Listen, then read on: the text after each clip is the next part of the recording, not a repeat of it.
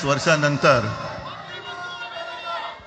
राज आणि माझी भेट व्यासपीठावरती झाली. आता पंचायत अशी आहे की त्यांनी मला सन्माननीय उद्धव ठाकरे असं बोललेलं आहे.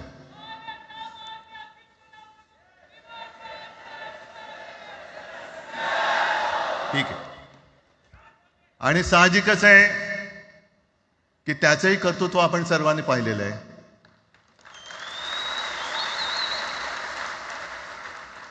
म्हणून माझ्या भाषणाची सुरुवात करताना सन्माननीय राज ठाकरे आणि जमलेल्या माझ्या तमाम मराठी हिंदू बांधवांनो, भगिनींनो आणि मातांनो,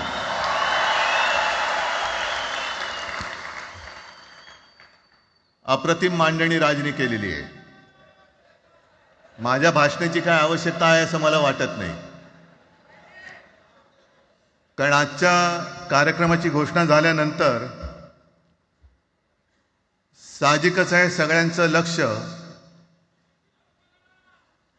हे आज भाषणाकडे आहे.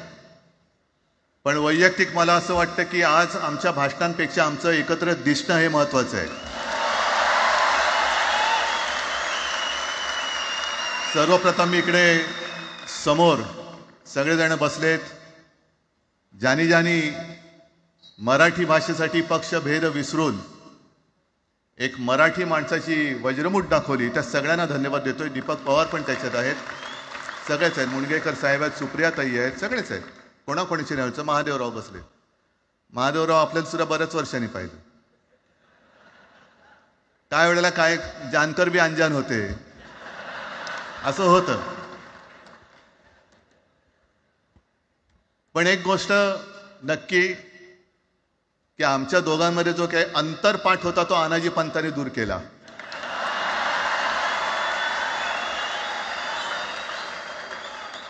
आता अक्षता टाकण्याची काय तुमच्याकडनं अपेक्षा नाहीये. एकत्र आलोय एकत्र राहण्यासाठी.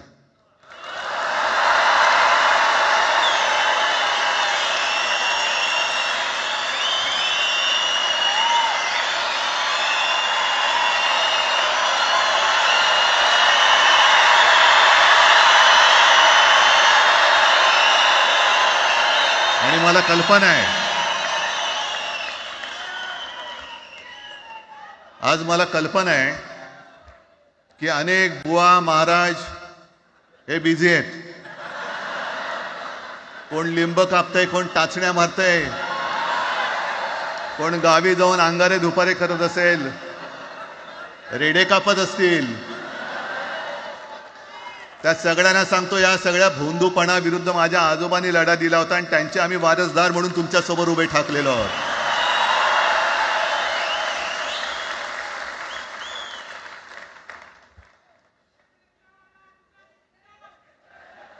नाही, हे सगळं आपणच करून ठेवलेलं आहे.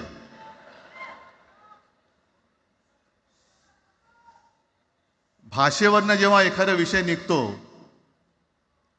तेव्हा तो केवळ वरवरचा धरून चालणार नाही. मधल्या काळामध्ये अगदी दोघांनी, म्हणजे मी काय राजने काय, आपण सगळ्यांनी या नतद्रष्टांचा अनुभव घेतलेला आहे. वापरायचं आणि फेकून द्यायचं. आता आम्ही दोघं मिळून तुम्हाला फेकून देणार आहोत. आजपर्यंत वापर करून घेतलात. अरे डोक्यावरती जर का शिवसेना प्रमुख नसते तर तुम्हाला ओळखत कोण होतं या महाराष्ट्रामध्ये?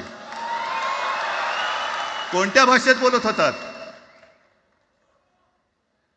अगदी राज, तू सगळ्यांची शाळा काढली, मला एका प्रश्नाचं उत्तर पाहिजे. मोदींची शाळा कोणती? सगळ्यात उच्च शिक्षित आहेत.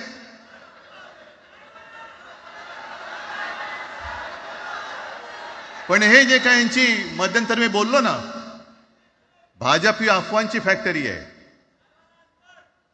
मधल्या काळात त्यांनी सुरू केलं होतं, उद्धव ठाकरेंनी हिंदुत्व सोडलं.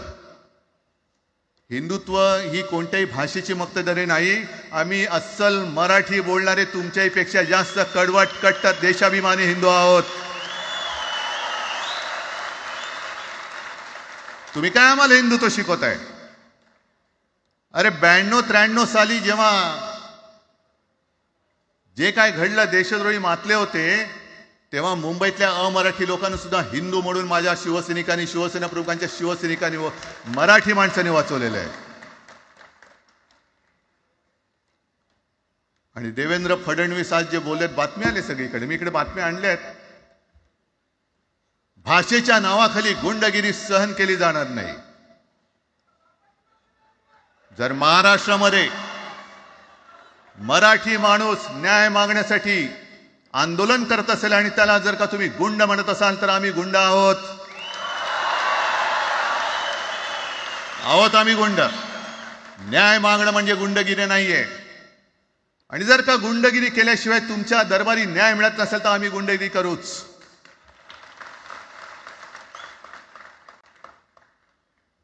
पण हे सगळे राजकीय वाडगे,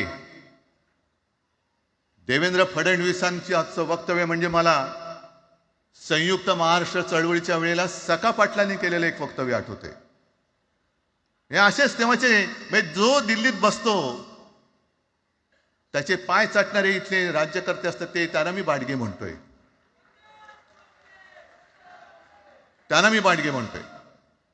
कारण संयुक्त महाराष्ट्र चळवळीमध्ये मुंबई आपण मिळवली. आपण म्हणजे आपण मराठी माणसांनी. तेव्हाही तत्कालीन जे सत्ताधारी होते, हो अगदी काँग्रेस होतीच ना तेव्हा सत्तेवर, मुंबई मराठी माणसाला द्यायला तयार नव्हती. आणि तेव्हा सुद्धा एक मराठी माणूस, म्हणजे आज जे बोलतात ना आम्ही मराठी नाहीत का, अरे तुम्ही नुसतं नावाने मराठी आहात, तुमच्या अंगात मराठी रक्त आहे की नाही आता तपासावं लागेल. आणि सखा पाटील बोलले होते, यावच चंद्र दिवा करो, मुंबई महाराष्ट्राला मिळणार नाही.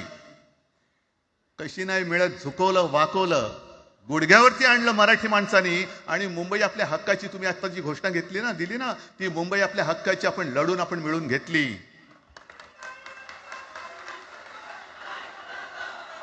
कशासाठी हा सगळा तुम्ही घोळ घालतात? पण याच्या मागे मी जे माझ्या डोक्यात जो एक विचार आहे, पटतं की नाही बघा. हे यांचं सध्या जे काय चालू आहे, म्हणजे आधी आपल्याला सुद्धा वाटलं होतं. कारण तेव्हा काश्मीरमध्ये 370 कलम होतं, ते हटवण्यासाठी शिवसेनेने पाठिंबा दिला.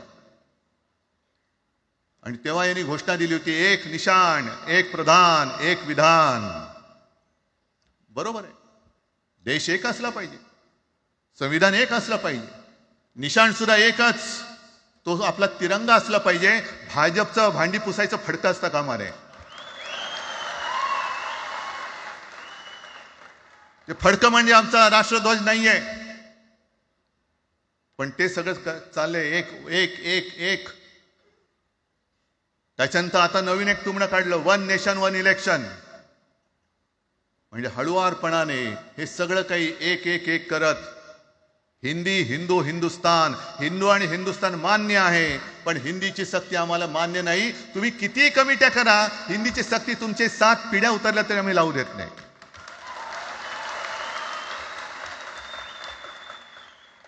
मग एक फेक नरेटिव्ह पसरवायचं.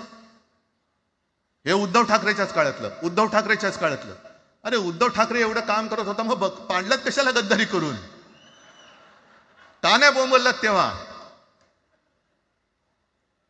पण मी अभिमानाने सांगेन, माझ्या मंत्रिमंडळातले सहकारी इकडे बसले, जितेंद्र आव्हाड आहेत, आणखीन कोणी असतील, मी मुख्यमंत्री असताना महाराष्ट्रामध्ये मी मराठीची सक्ती केली होती आणि केलीच, ज्याचा मला अभिमान आहे. काय केलं त्याचं तुम्ही? मराठी भाषा महाराष्ट्रामध्ये सक्तीची करावी लागली. का करावी लागली? कोण आहेत आमच्या मराठीचे दुश्मन, कोण आहेत? पण महाराष्ट्रामध्ये मराठीची सक्ती केल्यानंतर सुद्धा काही लोक कोर्टामध्ये गेले. ती गुंडगिरी नाही होत. पण आता कोणतरी एक तो भेडी असतं ना त्याचं नाव,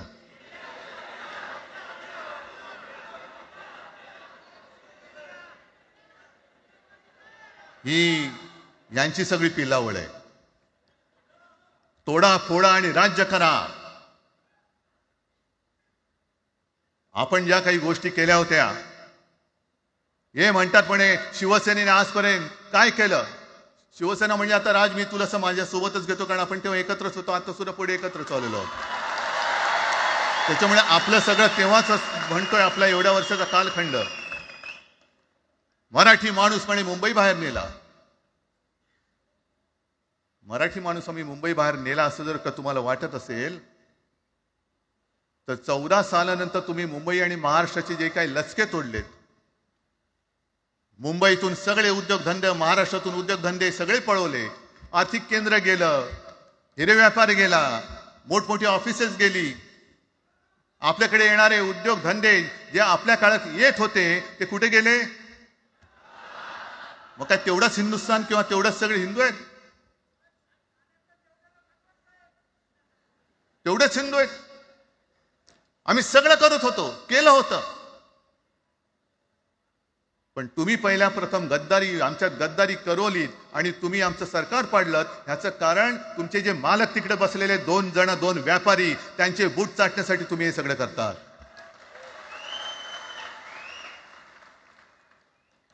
हे इतक्या वर्षाचं सगळं सहन करत करत करत आपण आलो. आपल्या डोळ्या देखत सगळे लचके तोडले जात आहेत. आपल्या दोघांनाही भांडवलं जात आहे आणि नतद्रष्ट आपल्या डोक्यावरती बसतायत. किती काळ सहन करायचंय? प्रत्येक वेळेला काही झालं की भांडाभांडी लावायची. आता सुद्धा तेच होणार.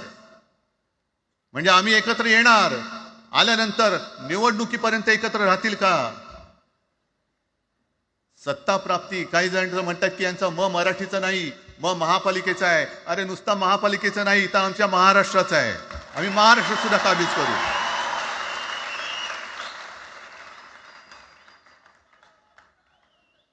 आज तर निवडणुका नाहीयेत. आमची सत्ता, सत्तेवरती जे शिवसेना प्रमुखांनी सांगितलं, अरे सत्ता काय, सत्ता येते आणि सत्ता जाते. पण आपली ताकद ही आपल्या एकजुटीमध्ये असली पाहिजे. दर वेळेला संकट आलं की आपण सगळे मराठी एकवटतो आणि संकट गेलं की आपणच एकमेकांमध्ये भांडायला लागतो. आता नको, हा नतद्रष्टपणा आता करायचा नाहीये, अजिबात करायचं नाहीये.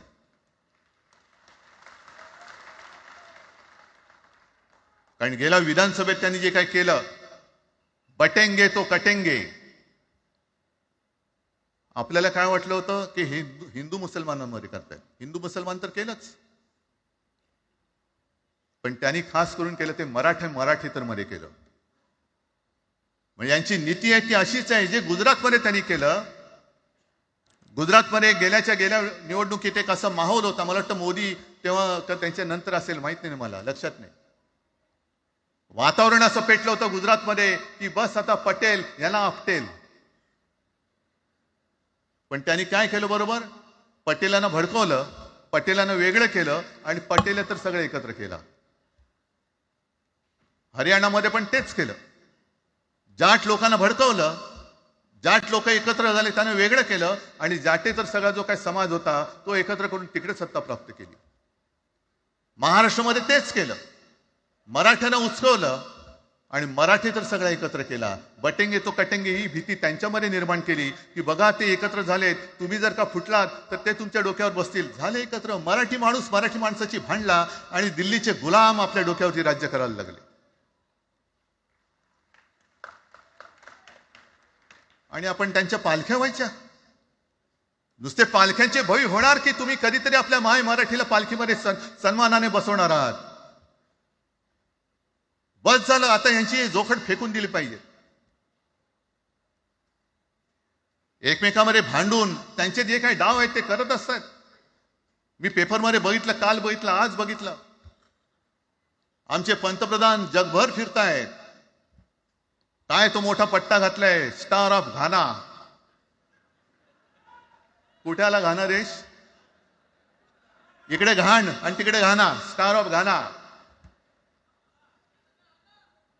पण एका बाजूला मोदींचा फोटो आणि दुसऱ्या बाजूला माझ्या महाराष्ट्रामधला शेतकरी कर्जबाजारी झालाय, त्याला बैल सुद्धा तर पोचत नाही, बैल मिळत नाही, म्हणून त्या नांगराचं जोखड घेऊन तो शेती करतोय. मग एका बाजूला हा शेतकरी, त्याच्या खांद्यावरती गळ्यामध्ये ते नांगराचं जोखड आहे, आणि तिकडे आमचे पंतप्रधान स्टार ऑफ घाना. लाज वाटली पाहिजे, लाज,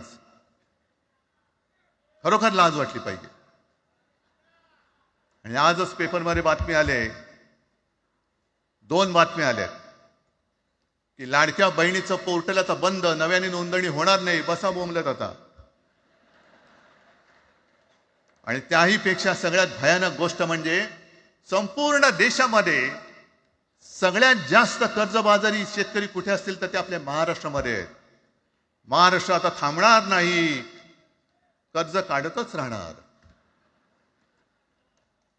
आणि ही यांची जी काही खेळी आहे, आपापसात भांडवायचं. मी एक साधी गोष्ट केली होती. जितेंद्र, तुम्हाला माहिती असेल, आपण तिकडे चौपाटीला, जिकडे बिर्ला मातोश्री बिर्ला क्रीडा केंद्र काय आहे, मराठी रंगभूमीचं दालन, मराठी रंगभूमीचा इतिहास सांगणारं दालन, त्याची निर्मिती करण्याचे सगळे आदेश वगैरे राज्य सगळं झालं. आराखडा मंजूर केला मी. आणि 2-3 महिन्यापूर्वी बातमी आली की तो आराखडा यांनी केराच्या टोपलीत टाकला, ती जागा यांच्या मालकाच्या मित्राच्या घशात टाकतात. हा मराठीचा तुमचा अभिमान?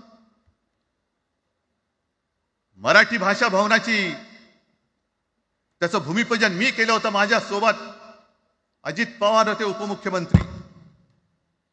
कुठे गेलं मराठी भाषा भवन? कुठे गेलं मराठी भूमीचं रंगभूमीचं दालन? का तुम्ही आमची मराठी मारतात? का तुम्ही आमच्यावरती सक्ती करता आहात? अनेकदा सांगितलं की आम्ही कोणत्याही भाषेच्या विरोधात नाही आहोत, पण जर आमच्यावरती सक्ती करण्याचा प्रयत्न केला तर आमची शक्ती काय ती एकदा तुम्हाला अशी दाखवू की पुन्हा तुम्ही कधी डोकंवर नाही काढणार,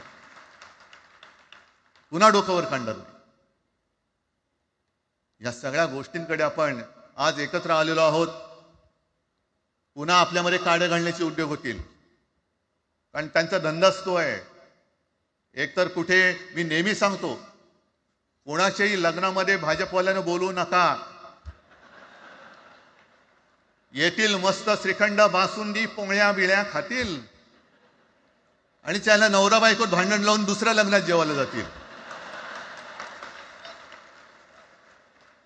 बरं, एवढं केलं तरी बरं, नाही तर त्या पोरीलाच पळून घेऊन जातील, कारण ह्यांचं स्वतःच असं काहीच नाहीये. कोणत्याही लढ्यामध्ये कधीही भाजपा नव्हता. अगदी संयुक्त महाराष्ट्राच्या चळवळीमध्ये सुद्धा भाजप हा सगळ्यात शेवटी आला आणि 57ची निवडणूक झाल्यानंतर सगळ्यात पहिल्यांदा बाहेर पडला. हे जनसंघ, तेव्हा त्यांचा जो राजकीय नाव होतं जनसंघ, यांच्याकडनं आम्ही देशाभिमान शिकायचा, यांच्याकडनं आम्ही महाराष्ट्राचा अभिमान शिकायचा. आणि आम्ही आपापसात भांडून ह्यांना सगळं काही बहाल करून टाकायचं. या सगळं विकून टाका, सगळा सत्यानाश करून टाका. अरे, आपली मुंबईच्या शिंदड्या उडवल्या जात आहेत. अख्खी मुंबई कोणाच्या घशात घालतायत? कोणाच्या? बघत बसायचं सगळं. म्हणजे आज सगळ्यात जास्त जर कोणी जमिनीचा मालक मुंबईमध्ये असेल तो यांच्या मालकाचा मित्र आहे, अदानी. कोणाची जागा? कोणी रक्त सांडलं? कोणी रक्त सांडलं? कोणी? ते हुतात्मा स्मारकाला वंदन करताना सुद्धा आपल्याला लाज वाटली पाहिजे. अरे, त्यांनी तर रक्त सांडलं, बलिदान केलं, पण त्यांनी रक्त सांडून मिळून गेलेली मुंबई जर का आपण राखू शकणार नसू तर आपल्याला लाज वाटली पाहिजे, शरम वाटलं पाहिजे. म्हणून त्या रक्ताची शपथ घेऊन मुंबई आणि मराठीच्या रक्षणासाठी आपल्याला उभं राहायला पाहिजे. ठीक आहे, असतील, होते, मत पटली होती, पटले नसतील, पण याच्या पुढे मराठी आणि महाराष्ट्र धर्माचं रक्षण करणं. आमचा हनुमान चालीसाला विरोध नाहीये, पण मारुती स्तोत्र आम्हाला का विसरायला लावताय? मारुती स्तोत्र आहे ना, भीमरूपी महारुद्रा. आमचा जय श्रीरामला विरोध नाहीये, पण भेटले म्हटल्यानंतर राम राम हे म्हणणारे आम्हीच मराठी. हे तुम्ही आत्ता जय श्रीरामची घोषणा द्यायला लागलात, पण जय जय रघुवीर समर्थ सांगणारे समर्थ रामदास त्यावेळेला आमचे होऊन गेले. त्यांनी आम्हाला पहिल्यांदा रामाची भक्ती शिकवली. त्याच्यामुळे यांचा काही आगा नाही, पिछा नाही. राजकारणातले हे व्यापारी आहेत, वापरा आणि फेका. तो एक गद्दार काल एक बोललाय, जय गुजरात.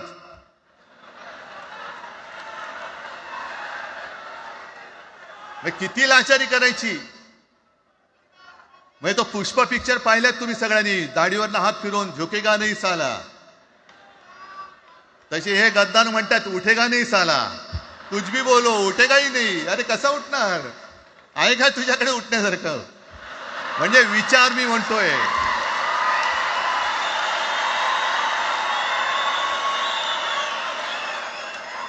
अरे विचार वगैरे मी म्हणतोय.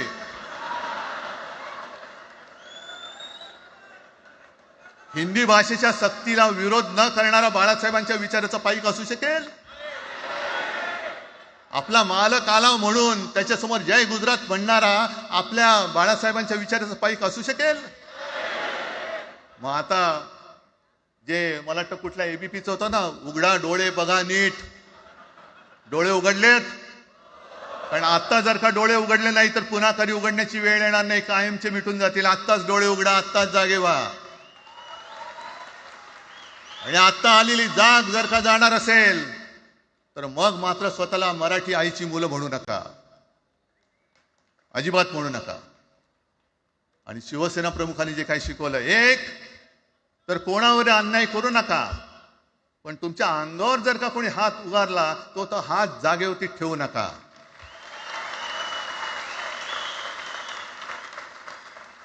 देवेंद्र फडणवीस भाषिक गुंडगिरी सहन करणार नाही तुम्ही म्हणता आहात. मला एक मराठी माणूस असा दाखवा की जो आपल्या देशात इतर राज्यामध्ये जाऊन गुंडगिरी करू शकतो. हिम्मत आहे त्याची? एक मराठी माणूस दाखवा. पण तुमचे सगळे चेले चपाटे उठतायत, कोणावरही आरोप करतायत, तमाशे करतायत. अरे कोणताही मराठी माणूस किंवा कोणताही भाषिक इतर प्रांतीय भाषेत तिकडे गेला, राज्यात गेला आणि दादागिरी करण्याचा प्रयत्न केला तर उभा चिरून टाकतील तिथली लोक. बंगालमध्ये जाऊन बघा, तमिळनाडूमध्ये जाऊन बघा. मग आम्ही आमच्या घरामध्ये आमच्या न्याय हक्काची गोष्ट केली, बरं कोणाशी भांडतो आम्ही? इथे सुद्धा काही अमराठी आले असतील, जसं राजने सांगितलं तसे आपले सगळ्यांचे अमराठी अनेक मित्र आहेत. पण त्यांच्यामध्ये आम्ही गुण्या गोविंदाने नांदतोय. मग हे गुण्या गोविंदाने नांदले, एकत्र राहिले तर आपली पोळी कशी भाजली जाईल? म्हणून तुम्ही आमच्या एकजुटीमध्ये विषाचा खडा टाकतात. हे सगळे तुमचे डाव आता उघड झालेले. तुम्ही वाटेल ते करा, पण मी आज महाराष्ट्राला आवाहन करतोय, म्हणजे विनंती करतोय की यापुढे कोणत्याही पक्षाचे आपण असू, जसं संयुक्त महाराष्ट्र समितीच्या वेळेला मराठी माणसाची एकजूट झाली होती, तशी एकजूट जर का आपण सगळ्या पक्षांनी मिळून, अगदी भाजप मधल्या मराठी माणसांनी सुद्धा त्याच्यामध्ये आलं पाहिजे.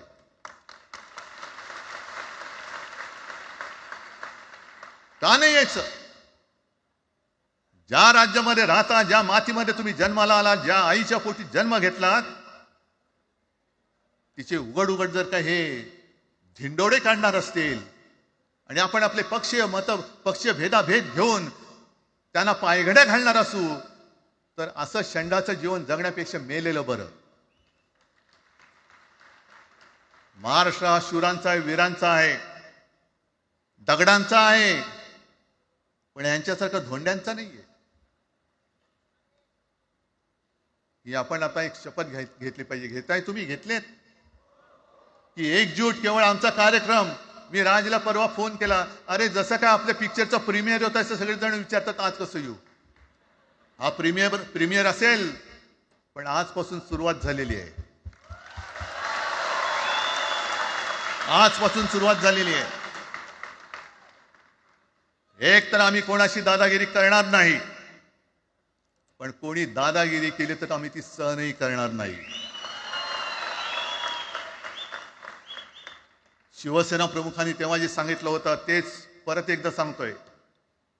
मराठा मराठेतर, ब्राह्मण ब्राह्मणेतर, 96 कोळी 92 कोळी, स्पृश्य अस्पृश्य, घाटी कोकणी हे सर्व मतभेद भेदाभेद गाडून मराठी माणसाची भक्कम एकजूट बांधा.